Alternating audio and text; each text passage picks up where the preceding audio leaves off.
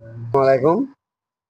আমি 21 সাল থেকে মেম্বারি পদবি পাইছি, এই অংশগ্রহণ করেছি বা মেম্বারি চালায় দিতেছি।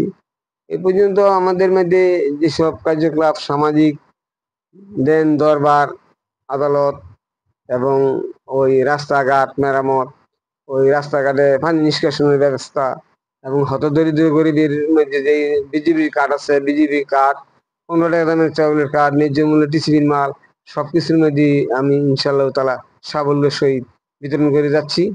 ইনশাল্লাহ সবার কাছে সেবা পৌঁছে দিতে পারছি, আমি নিজেকে ধন্য মনে করছি। আমি অনেকটাই অ্যালার্ট, অনেকটাই সতর্ক।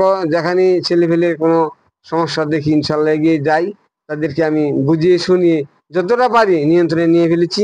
আমার এলাকায় বিশেষ করে আমার 8 নং ওয়ার্ডে এমন কোনো মাদক প্রকাশ্য কেউ কিছু ধারণ করতে পারবে সেটা হতে দিব না ইনশাল্লাহ তাআলা, আমার রক্ত থাকতে। মাইনুদ্দিন ইউপি সদস্য 11 থেকে 16, তারপর 21 থেকে 25, দুইবার ইউপি সদস্য। আমি আমার এলাকায় কোনো জায়গায় বাল্য বিবাহ কথা শুনলে আমরা দৌড়ে যাই, বাল্য বিবাহ আটকে দিই, কিন্তু বাল্য বিবাহ দেই না আমরা হতে আর কি।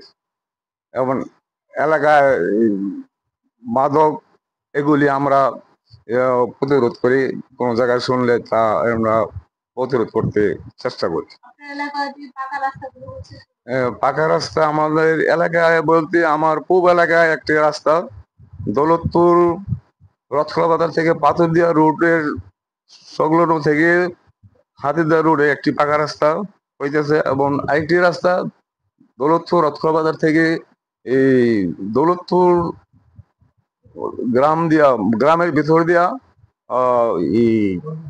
হলুদের বাড়ি পর্যন্ত কাজ চলতেছে, চলমান। আসসালামু আলাইকুম। জহিরুল হক বাদল, সদস্য, দৌলতপুর ইউনিয়ন 1 নং ওয়ার্ড। আমার ওয়ার্ডে বর্তমানে একটা উন্নয়নমূলক কাজ চলছে, রাস্তার কাজ, যেটা হচ্ছে চেয়ারম্যান সাহেবের বাড়ি হইতে প্রায় 1 কিলোর উপরে হবে, একটু পিচ অথবা ব্লকের ইট হবে। এটা চলমান, এটা হয়ে যাবে এই অল্প দিনের মধ্যে। আর যেটা বলছেন মাদক ইনশাল্লাহ আমরা এটা প্রতিরোধ করার চেষ্টা সারাক্ষণিক সর্বক্ষণই করি। আমরা এত সহজে, আমি বা আমার চেয়ারম্যান সাহেব যারা আছে মেম্বার, আমরা কেউ দিচ্ছি না। তাছাড়া সচিব সাহেব আছে, উনিও আমাদেরকে প্রতিনিয়ত উপজেলা থেকে মিটিং করে এসে আমাদেরকে বুঝায়, মাদক নিয়ে বুঝায়, বাল্য বিবাহ নিয়ে বুঝায়, উন্নয়নমূলক কাজ নিয়ে বুঝায়, যেভাবে ভালো হয় আর কি, যে কাজটা ভালো সেটা বুঝায়, মন্দটা যাতে না হয় আমাদের ওয়ার্ড বা তথা আমাদের ইউনিয়নে যাতে না হয় সেই দিকে আমাদেরকে সতর্ক করে দেয়, যতটুকু বুঝাই দেয়। তো সেই দিক থেকে আমরা ওইভাবেই কাজ করে যাচ্ছি।